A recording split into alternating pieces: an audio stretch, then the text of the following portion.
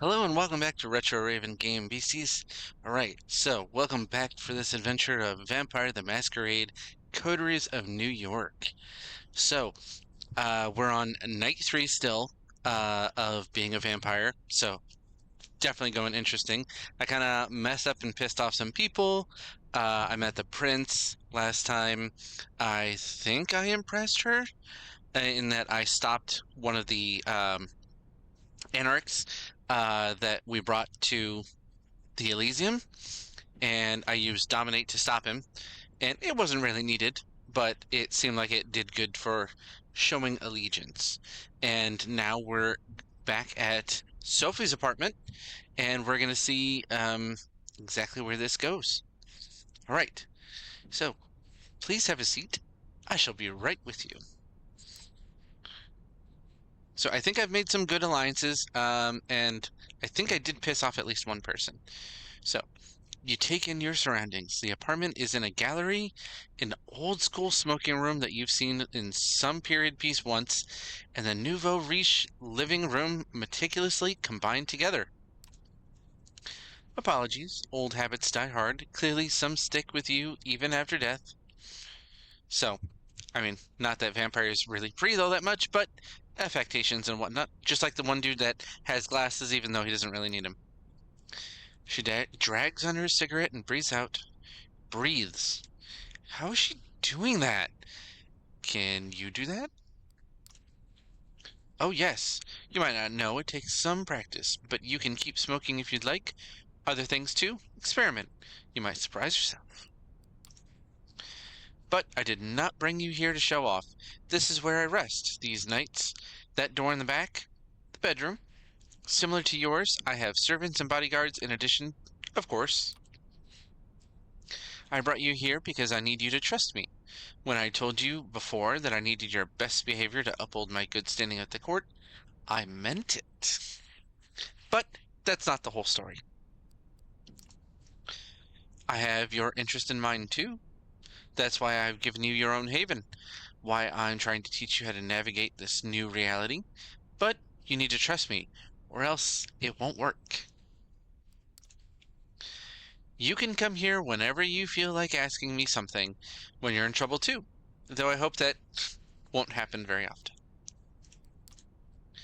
I would ask you to come here when you wake up tomorrow. I'll have something to discuss with you.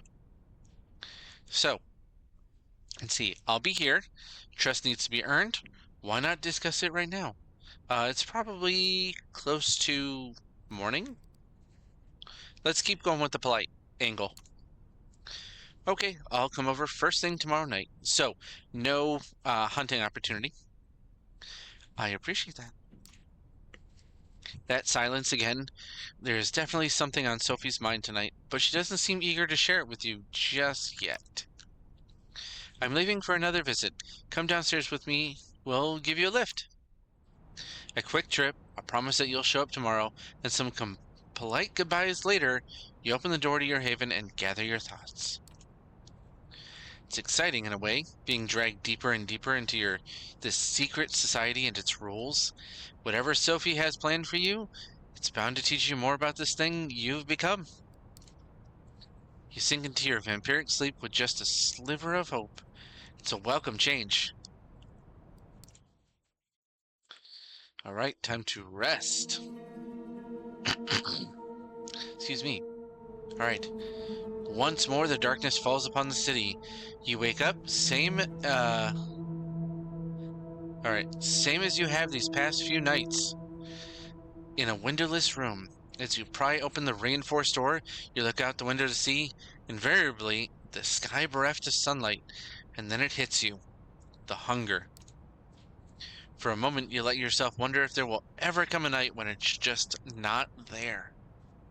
Given what you've learned thus far, you probably have as much chance of kickstarting your heart with jumper cables. You lock the door behind you and head over to Sophie's apartment. You did promise to call on her, might as well not keep the lady waiting. And hey, what else are you gonna do? Get in touch with your boss? He's probably looking for you, if only to scold you for the unattended files piling up on your desk. But what is he gonna do? Call the cops? Ugh, not worth the hassle. You're almost hoping the few coworkers that seem to give a shit about you were faking it. It would make things easier. Fresh start from the ground up, just like old times. These thoughts put you in a weird mood. It's a strange sensation to walk the crowded streets, same as you have many times before, but feeling so disconnected. All these people, you're not one of them. Not anymore. You're a vampire, kindred, and you need to carve your own path in that strange new existence. One way or another. Appropriately, though, you arrive at Sophie's building just as that thought crosses your mind. A quick word with the security guard, and you're led into the elevator. Apparently, Ms. Langley is expecting you. Of course she is. Knock, knock. And you wait patiently. As the footsteps on the other side grow closer, finally the door opens and Gregory, Sophie's driver, invites you in. He's probably a ghoul. Or maybe another vampire. You find the lady herself standing by the window, silhouetted against the city's midnight glow. She stares out, motionless, like a marble statue. Oh, she looks like she's having some thoughts there. Everything all right? Am I interrupting something? Or good evening? Let's go with sort of concerned. So, is everything all right? Is everything all right? She doesn't react immediately, but seems to snap out of some meditative state and looks at you with strange, bleary eyes. Yes, it is. How kind of you to ask. Tell me, when you look out at the city, when you see the lights, hear the hum, smell the rain on the pavement, what do you think about? You gaze out. The lights and rain, the relentless honking below, music blasting from a nearby window, echoing off the buildings. Someone should record an hour of this and throw it up on YouTube as an ambient piece. Appropriate. Other than that, though, it's business as usual. The sights, the sounds, the smells, you know them all too well. Sophie watches you. You can tell she's disappointed somehow, but she covers it up with a courteous smile. Well, not everyone can appreciate the intricacies that the world offers. In fact, among the kindred, my clan, that is like, the type of vampire that she comes from, they all have their own unique ups and downs and specialize in some of the abilities. Is somewhat notorious for finding innate meaning even in the mundane. So she's a toreador, which are generally inspired and focused on art. Mind you, that is a broad art, capital A. You see, the blood that flows within me is that of Clan Toreador. There are 13 such bloodlines among us kindred, though that number has been contested in the past, and these nights it seems that nothing is certain anymore. The clans have gone by many epithets over the years, but the names used these nights have their roots in medieval times, the original Inquisition, if you can believe it. They use these to categorize us, describe our inherent differences. In time, we adopted them ourselves. Each clan has a uniqueness about it, inescapable, originating from an ancient progenitor, carried from sire to child. So a vampire that makes another vampire is called a sire, and then the one that gets made is the child. For the Toreador, the gift lies in the sensitivity of sorts. We are uniquely attuned to beauty and ugliness both. We can see either where most cannot. A blessing on most nights, occasionally a curse. The sheriff is of my clan as well, although you'd be hard-pressed to see him as such. Poor Kadir. Damn, okay. I was not expecting Kadir to also be a Toreador. I didn't expect that. It breaks my heart to see him in this state. I thought he would be an Assamite. Still, there's a beauty to it as well, nothing like a good fall from grace. Try as she might to act playful, you can tell she genuinely cares.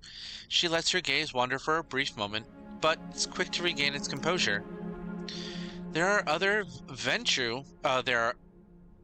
Then there are the Ventru, known for their pride and proclivity to rule over others. The prince represents that clan, as is quite common in our society around the globe. So, this character is a Ventru. That is the clan that I chose for her. Where the Blue Bloods think of themselves rulers, the Bruja like to see themselves as preeminent revolutionaries. They call for universal rebellion while being slaves to their own temper. So basically they're, in more D&D or other tabletop, considered the barbarian. They cast Fist. We don't discuss the rabble much anymore, not after they've largely broken off with the Camarilla. To think that they were philosophers once, long ago, so there's a different bloodline from them, which we won't get into unless they mention it, but they have a slightly different power set. I hope to tell you more about some of the other bloodlines tonight. Alright, how can I tell a kindred's clan? Clans stick together, right? Okay, so let's go with, oh, listen to that music. Do you know what my clan is? No, I can only guess it based on certain aspects of your own behavior and taste. You'll need to come to your own conclusion and seek validation from your clanmates, if you require such a thing. As you will no doubt learn, some kindred fit into these stereotypes more than others. The blood is hard to deny, though there are certainly those who try. But it is perhaps subject for another night. I invited you here for a reason. There is something I wanted to speak with you about. It is customary in our society, especially among younger kindred, to organize into coteries. Sometimes they are called by the prince themselves. Oh, these are called by the prince themselves, or mandated by a fledgling sire. In our case, you may treat it as more of a strong recommendation. I want you to seek out companions, not only because you need to learn more about society, but also because it's useful. True friendships are rare among kindred, but having allies, even temporary ones, is something of a necessity these nights. We might be selfish creatures, but we are drawn to each other nonetheless. So, where should I look for allies? Do you have your own coterie? What if I want to go it alone? Let's go with, do you have your own coterie? So tell me, are you part of a coterie? Any close allies? I do have those that I trust enough to work with, yes. Not a coterie, exactly. Though I have joined several of those over the years. Not in over a century, though. You, however, you would do well to meet some of the city's younger kindred and see if you can find a connection. It's an essential experience for one so young. She puts on a mysterious smile. I spent some of my precious time last night asking around, pondering potential kindred for you to meet, came up with a short list of contacts. I hope you'll appreciate the gesture. Forging a partnership with them might offer perspective and viewpoints that I cannot provide, lenses through which to view our kind. They are all members of the Camarilla, of course, more or less. Okay, who are they? Thanks, ooh, that's a sassy one. You're choosing friends. So, two of those are very sassy. I'm gonna go with, okay, who are they? Alright then, let's hear it. Who's on the list? Eager to learn about them, I see. Good, I'm glad. So let us start with the Tremere. Ooh. One of my favorite clans. They tend to be sort of the sorcerers of Vampire the Masquerade. They deal with a lot of blood magic. They are a powerful clan, disliked by many, but feared and respected by many more. They've been an important pillar of the Camarilla since the very beginning. They are blood sorcerers. I have some of my favorite abilities in Vampire the Masquerade. Blood sorcerers? You flash back to one of those nights when your ex would stay up late playing video games. Not a pleasant connotation. Sophie snickers. Oh, child, don't be caught up with that look on your face when you meet a warlock in person. They really are adept at using vitae, that being blood, to their own as well as others, to unique and potent effects. Since they are quite rigid in their hierarchy, the kindred I had in mind for you might need some persuading. His name is Agathon. From what I hear, he's quite the scholar. Very ambitious, the child of a noted Tremere here in New York. Ashlyn Sturbridge. Spend enough time with Agathon and I'm sure you'll run into her sooner or later. Blood magic. Intriguing. Scholar? Sounds boring. A chance to meet an important person then. So let's go with blood magic. This whole blood magic thing sounds intriguing. Oh yes, fascinating. It is also a well-kept secret of the Tremere. Don't expect them to share it right away.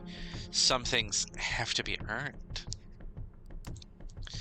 Anyway, if you wish to contact the young Tremere, I hear you can usually find it in a New Age bookstore out on Broadway. The Tremere have one of their workshops there. Gregory will give you the details. Now, the next recommendation comes with a bit of a caveat. As you recall me saying, most bloodlines have unique features that might not be obvious at a glance. Well, there is one clan whose members wear the curse on their sleeve. Ooh, I think this might be a Nosferatu. Yes, see? So if you've ever seen the old movies, old black and white movies, or even the more classic ones, the Nosferatu is like the classic depiction of a vampire, kind of really ugly, pointy ears, kind of rat-like. They're not all like that, but generally, they don't pass the masquerade very well. The way she said it, you're pretty sure it should mean something to you. Other than sounding foreign, it doesn't ring any bells. No wonder they make their havens in sewers, abandoned buildings and such.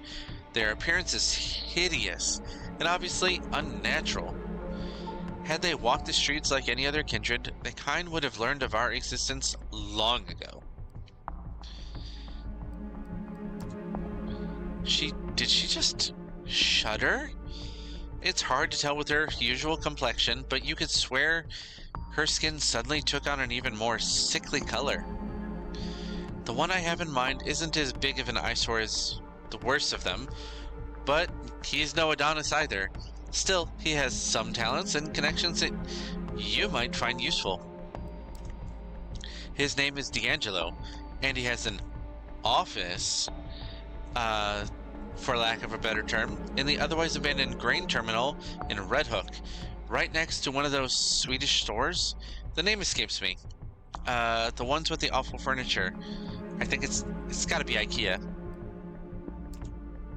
Oh yeah, see, like, what, IKEA? An office?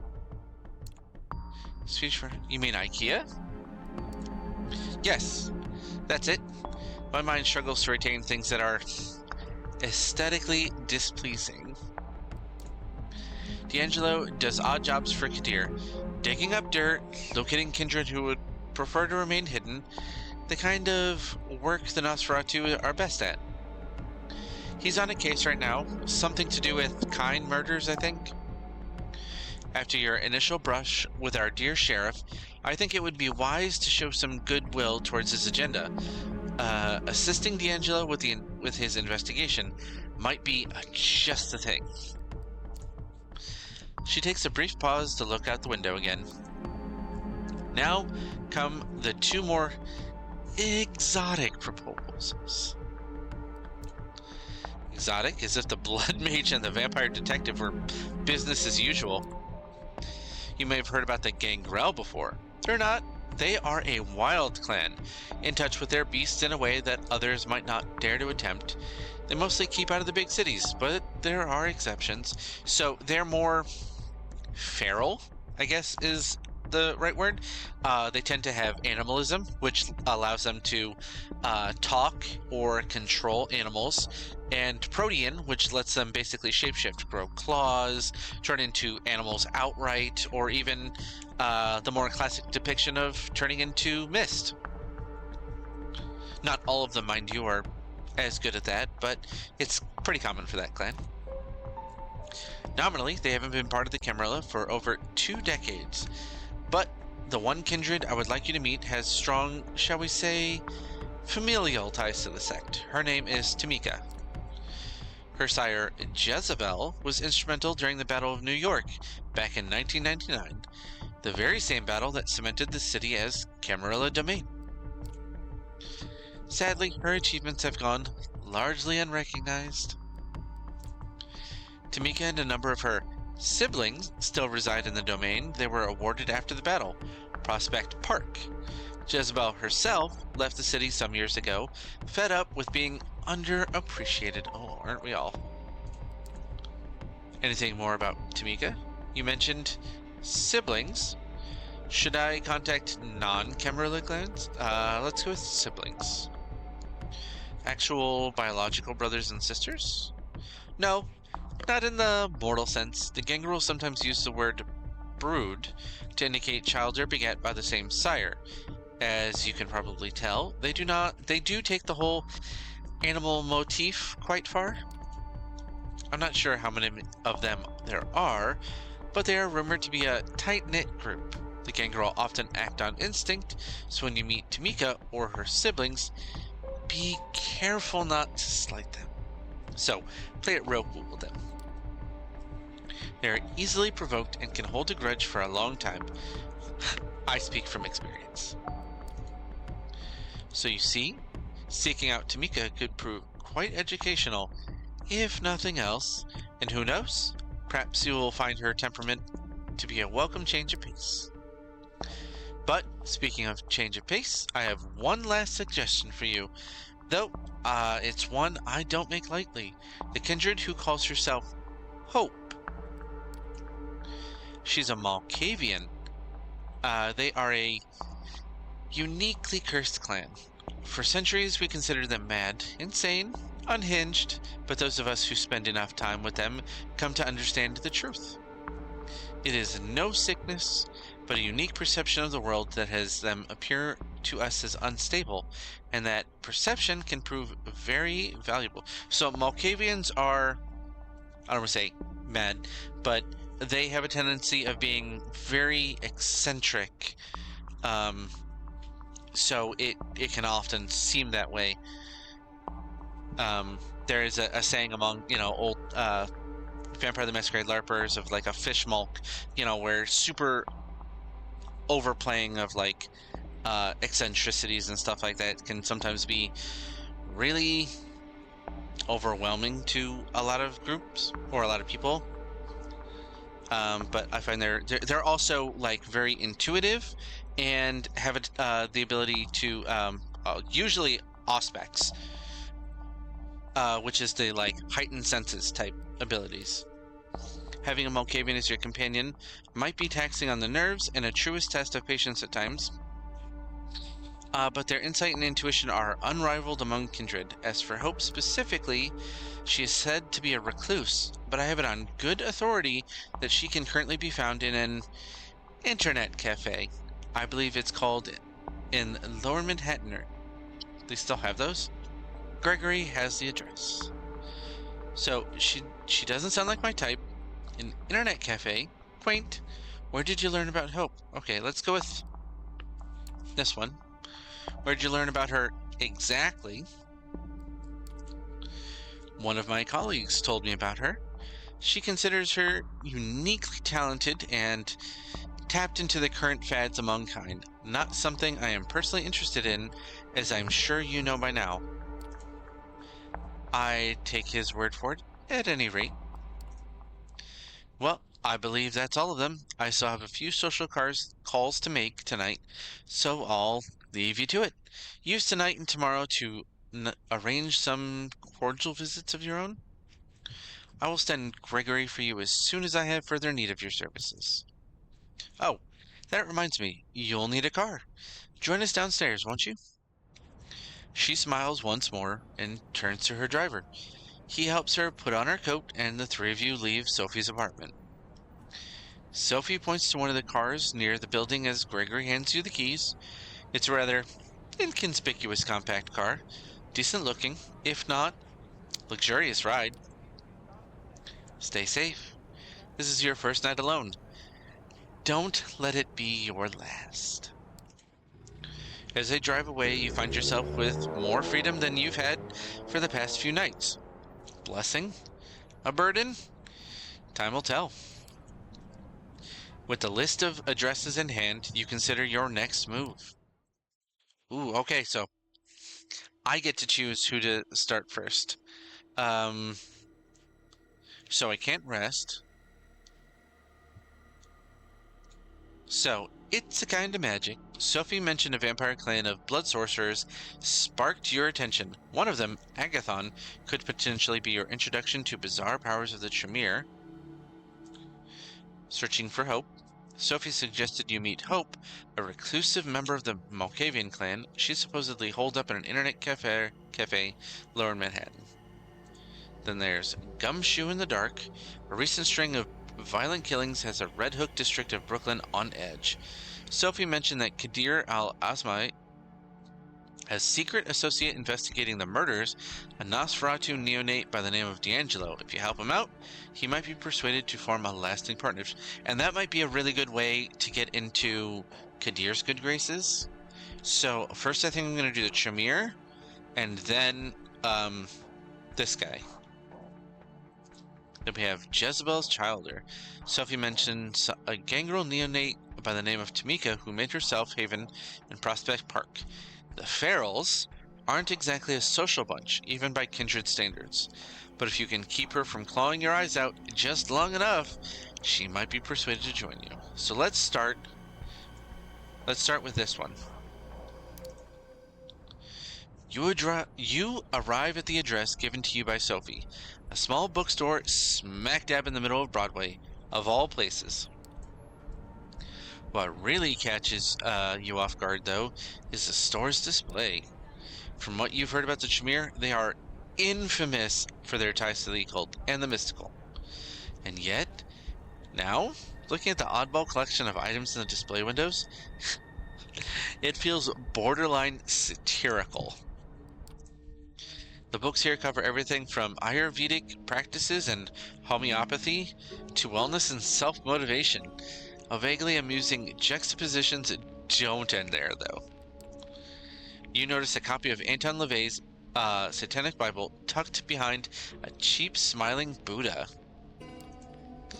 A scientific journal on hematology sits next to a teen-oriented pamphlet on the blood type personality theory. A number of religious and quasi-religious symbols, lockets, pins, various emblazoned paraphernalia are haphazardly strewn across display and between the tomes. Before you even open the door, you can smell a burning incense and hear the corny, Far East tinge music seeping through the crackling speakers mounted above the entrance. It's much more quaint than what you expected from what Sophie told you about the so-called warlocks. It doesn't look like they have much interest in impressing outsiders. Then again, if there's anything you've learned in these past few nights, it's that appearances can be deceiving. At this time of night, the shop appears to be closed. Regardless, you ring the doorbell. You hear somebody shuffling around inside. A brief moment later, the latch slides and the door pushed open just a few inches.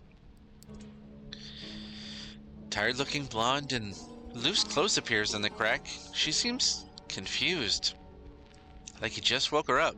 She let out a yawn, stretched at her tattooed neck. Finally, she squints in your general direction. Her pierced lip curves into an awkward smile. Let's see. Is Agathon in? Got anything on vampires? Or I'm here for occult advice. So, obviously, let's name drop him. Looking for a guy named Agathon. Is he around? The girl gives you a suspicious look over. Oh, might have been the wrong answer. But opens the door. She takes a few steps back and you hear footsteps coming from behind a floral curtain that covers the back door. A bespectacled, smart-looking woman emerges and looks straight at you. Oh, she looks a little intimidating. Come in. Follow me. Just don't touch anything, please. You follow her through the store. Inside, as expected, the stuffy air smells of sandalwood, frankincense, and a dozen other aromas. All those incense. The woman leads you behind a curtain, through the back door, into a rickety staircase. A flight of steps takes you up to a second story. You instantly notice the change in decor, as the tacky New Age bookstore gives way to something resembling a cross between a library and a workshop. I'm honestly surprised that they just, allow them to come right into a workshop. The smell here is strong too, but much more layered. You're not sure what to make of it at first, but with each whiff, it becomes apparent. Blood. The aroma, though subtle at first, soon becomes overpowering. It takes you a moment to adapt and focus. Oh, Aisling. Oh, okay, so this is Agathon's sire. I don't think you know who you're speaking with. So, an introduction is in order.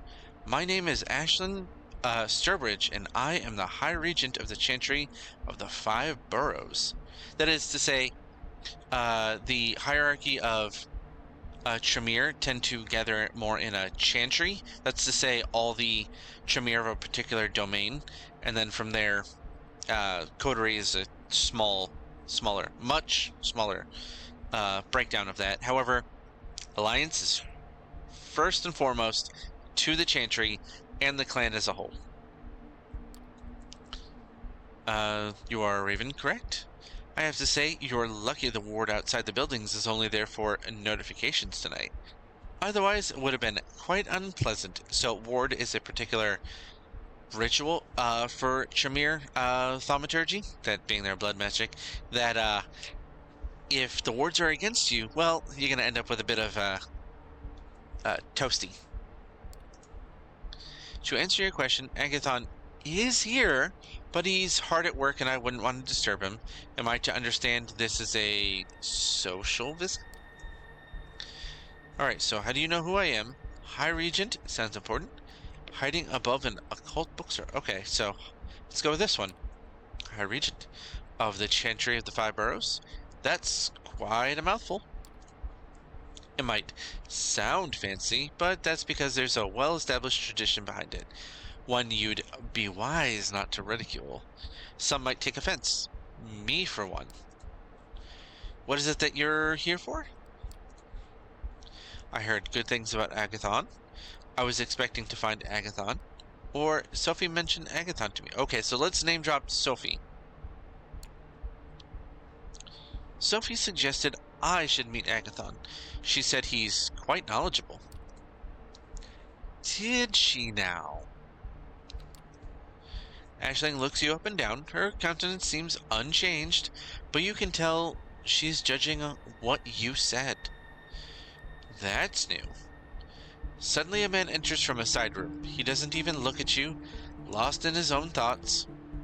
Oh, okay, so this is Agathon. Dude's got a whole shock of hair. I have it, Aisling. I think I know how to find it. He catches himself as he notices you. His face turns sour. A visitor? Yes, we were just discussing you, in fact. Is that so? Sophie Langley recommended you. I'm looking for allies. Let me introduce myself.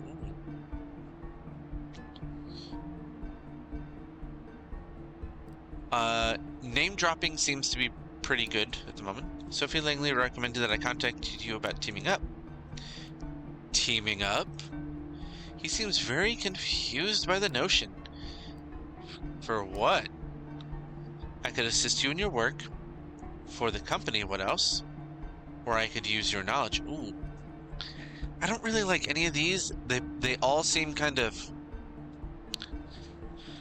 How is she going to assist research?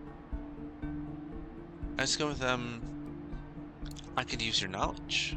I'm new here, and a scholar like yourself could teach me a lot, I imagine. You're not wrong.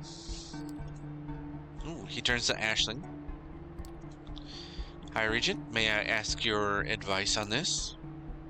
She looks you over as if judging your worth. It takes her just long enough to make you feel uncomfortable. Actually, my child, I would consider giving this one a chance to prove their worth. Oh? She addresses you. I'm trying to understand why Langley took an interest in you, and I might have caught a glimpse of her reasoning. I think you may be of an aid to Agathon in his current task. Why don't you start by giving our intern here a brief explanation of what it is you're after? Agathon gives Ashlyn a hesitant look, but the woman nods approvingly. Encouraged, he turns towards you. A member of our clan disappeared without a trace a handful of nights ago. While the High Regent investigates if any foul play was involved, I have been tasked with recovering her research notes. If there's anything left to recover, that is. I may have an idea where to start looking, and I suppose this is where you come in. If you truly wish to help, I could use your assistance tonight. Right now, in fact, given the time we've wasted on idle chatter, I should leave immediately. Okay, who's a missing person? What's the rush? Okay, let's go with who's a missing person. And the missing kindred, who is she? A single glance at Aisling is enough. You can tell you're not getting an answer. At least for now. We're after her research. That's what you should focus on. These people aren't in the habit of making things simple. Facing layers upon layers of secrecy, you can only hope that what lies beneath this is the real deal. I'm heading out. Are you coming or not? Sure, I'll join you. I need more info before I decide. Or, on second thought, not interested. So, let's continue on with joining them. Sure, I'll join you. Very well. He gives Ashton a slight bow. High Regent, with your permission. She nods. Before you go, however, defer to Agathon on all things. Our clan values obedience above everything else. Prove you can follow, and this might turn into a mutually beneficial relationship. I will await his return and his report. So if I want to make friends, I need to pretty much do what this guy says. Good luck, my child. Agathon bows and heads out, urging you to follow. The High Regent watches you leave. Outside, Agathon leads you to his car. It's almost funny seeing him get behind a wheel. Somehow, you'd expect a more mystical means of transportation. You drive south, heading to the Lower East Side. Agathon seems lost in thought. Either that, or he's a very careful driver. Either way, several minutes pass in silence. Oh, okay, so you're just in the back, too. So, where are we going? So the High Regent is your sire, or remain quiet? So, where are we going? Williamsburg. There's a place there that our missing colleague frequented. He seems to be thinking of the right words before he decides to address you again. Let me ask you something. Why me? There's likely a couple hundred of us kindred in New York, yet you seek me out specifically? Why? Sophie spoke highly of you? You sounded interesting. Or, dunno, just gave it a shot. Let's go with, Sophie spoke highly. For one, Sophie spoke highly of you. She gave me a short list of people to meet. You were on it. I see. Once more he grows silent. You're unsure whether to continue prying as your driver seems to disappear into his thoughts. You drive into Williamsburg and stop by a fancy-looking building. We're here. There's a restaurant on the top floor. You wanted to help? Here's your chance. I need you to get us inside the VIP lobby. You recognize the place. It's where you were embraced, a mere few nights back. Funny how this restaurant is apparently a vampire magnet. Oh, I wonder if it's connected to my sire. Once we're in, I need about half an hour to focus and some space. It'll be up to you to keep attention away from the room. Can you do it? He doesn't wait for an answer and points to the front door. Go ahead. I'm right behind you. The two of you take an elevator up to the restaurant. The door opens and you see that there are only a few guests left. Sitting at their tables, an important-looking staff member approaches you. Good evening. I'm very sorry, but the restaurant is closing for the night. I can make a reservation for next week, if you wish. Ooh, okay. We're location scouting. I'm a special kind of client, or dominate. Let us in. We insist. Oh, we insist, but you will let us enter the VIP lobby and stay there for as long as we like. But of course, please come in. Ah, making good on my abilities. You walk in, trying to look casual and make your way towards the VIP lobby. You step inside and close the door behind you. Ooh, fancy. This is a familiar sight. The same place where you had your last meal as a mortal. Strange. You should feel something? But the lavishly decorated room looks almost plain to you. Your companion looks at you with something akin to admiration. Ooh, yeah. Or at least that's how you choose to interpret the slight change in his usual somber facade. Not bad. Not bad at all. He inspects the room. It's oddly cold, and Agathon soon discovers why. Looking behind the curtain, a window hangs open. The handle and the lock look like they've been dissolved, as if with acid. Oh, okay. Now, see, that is a particular ability of Assamites. I cannot remember the name of their particular discipline off the top of my head, but it tends to turn into like acid and things like that. Oh, God damn it, Juno. What's with the window? Who's Juno? Looks like she's gone. Let's ask who's Juno. Who's Juno? How about I tell you some other time? So I'm gonna let that drop. He takes a frantic look around the room. This changes things. Keep an eye on the door. I'll need some time. Half an hour at the very least. Nobody disturbs me. Understand? He hastily pushes a couch and some potted plants out of the way, moves a bar stool, and takes out a curved knife, cutting into his own arm. He lets some of the blood drip into the wooden floor. It's pretty messed up, the way his flesh oozes the deep red, thick vita. In life, you'd have found it stomach churning, but right now, you feel what follows is a more disturbing sight. With one hand, he sheaths the knife and seals the wound. With the other, he smears blood around him while muttering in some weird chant. Sounds vaguely Latin? You're pretty sure it isn't. It's all a little disconcerting, but he seems to know what he's doing. A few moments later, the circle starts glowing faintly as wisp of smoke surrounds Agathon. He sits down in the middle, legs crossed, eyes closed. Minutes pass. Agathon's face twitches from time to time, and his head turns every now and then, as if he was looking around or listening to a conversation. Interesting. The smoke grows thicker, forming a veil around the mage.